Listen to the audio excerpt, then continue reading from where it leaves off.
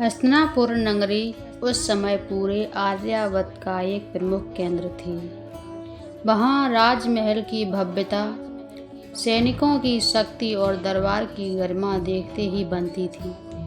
उसी हस्तिनापुर में एक और था अहंकार से भरा राजकुमार दुर्योधन, और दूसरी ओर थे धर्मनिष्ठ, सरल और भगवान के परम भक्त महात्मा विदुर।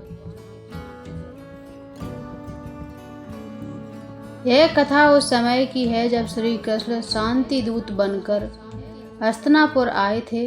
उनका उद्देश्य था कौरव और पांडवों के बीच होने वाले महायुद्ध को रोकना।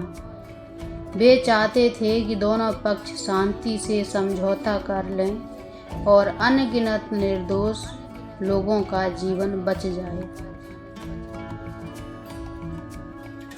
जब दुर्योधन को यह पता चला कि श्री कृष्ण हस्तिनापुर आने वाले हैं तो उनके मन में एक विचार आया, मैं ऐसा स्वागत करूंगा कि श्री कृष्ण मेरे वैभव से प्रभावित हो जाएं।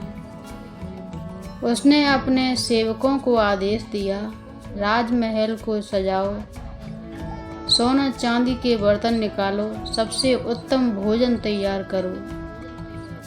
पूरे महल में हलचल मच गई। रसोई में तरह तरह के पकवान बनने लगे, खीर, मालपुए, मिठाइयाँ और अनेक प्रकार के स्वादिष्ट व्यंजन। दुर्योधन के मन में एक छुपा हुआ अहंकार था, कृष्ण चाहे भगवान हो लेकिन मेरे वैभव के सामने झुक ही जाएंगे। दूसरी ओर महात्मा विदुर का घर बहुत ही साधारण था, ना कोई भव्यता, ना कोई विशेष व्यवस्था, बस सादगी और शांति। लेकिन उस घर की सबसे बड़ी संपत्ति थी भक्ति और प्रेम। जब विदुर को यह समाचार मिला कि श्री कृष्ण हस्तिनापुर आने वाले हैं तो उनका हृदय खुशी से भर गया। उन्होंने सोचा, यदि प्रभु मेरे घर आए तो मेरा जीवन धन्य हो जाएगा।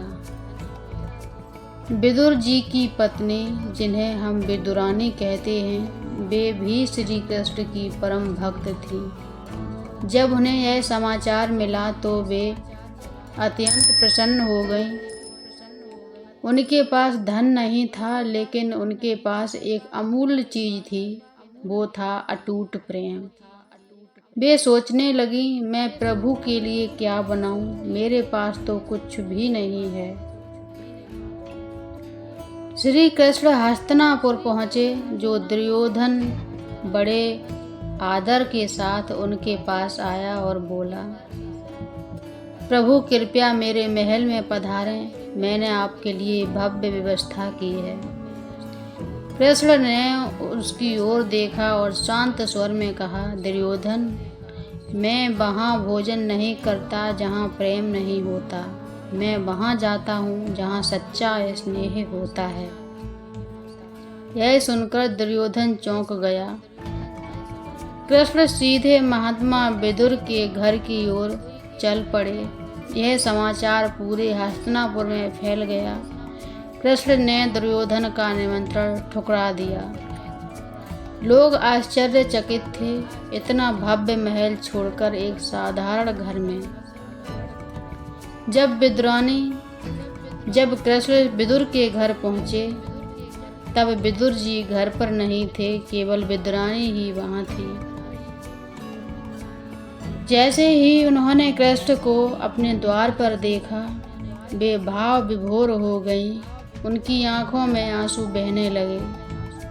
वे सोच भी नहीं सकती थीं कि स्वयं भगवान उनके घर आएंगे।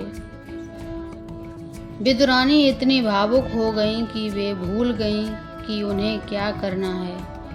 उन्होंने जल्दी से केले लाए और कृष्ण को खिलाने लगी। लेकिन प्रेम में इतनी डूबी हुई विदुरानी एक अनोखी गलती कर बैठी। वे केले के छिलके कृष्ण को खिला रही थीं और असली फल फेंक रही थीं। श्री कृष्ण यह सब देख रहे थे, लेकिन उन्होंने कुछ नहीं कहा। वे बड़े प्रेम से उन छिलकों को खाते जा रहे थे। जैसे वे कोई अमृत हों। उनके चेहरे पर एक दिव्य मुस्कान थी, क्योंकि उन्हें भोजन का स्वाद नहीं बल्कि भक्ति का स्वाद मिल रहा था। थोड़ी देर बाद विदुर जी घर लौटे। जैसे ही उन्होंने यह दृश्य देखा वे चौंक गए। अरे, यह क्या कर रही हो? तुम प्रभु को छिलके क्यों खिला रही हो? विदुरानी को अपनी गलती का एहसास हुआ। वे बहुत शर्मिंदा हो गईं। कृष्ण ने मुस्कुराते हुए कहा, विदुर, इन छिलकों में जो प्रेम है वह मुझे कहीं नहीं मिला।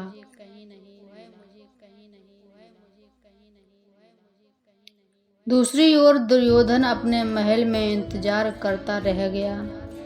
उसे समझ आ गया कि केवल धन और वैभव से भगवान को नहीं पाया जा सकता। यह कथा हमें बहुत गहरी सीख देती है। भगवान को धन नहीं, भक्ति चाहिए। सच्चा प्रेम सबसे बड़ा अर्पण है। अहंकार से भगवान दूर हो जाते हैं। श्री कृष्ण और विदुरानी की यह कथा हमें सिखाती है कि अगर हमारे हृदय में सच्चा प्रेम है तो भगवान स्वयं हमारे पास आ जाते हैं।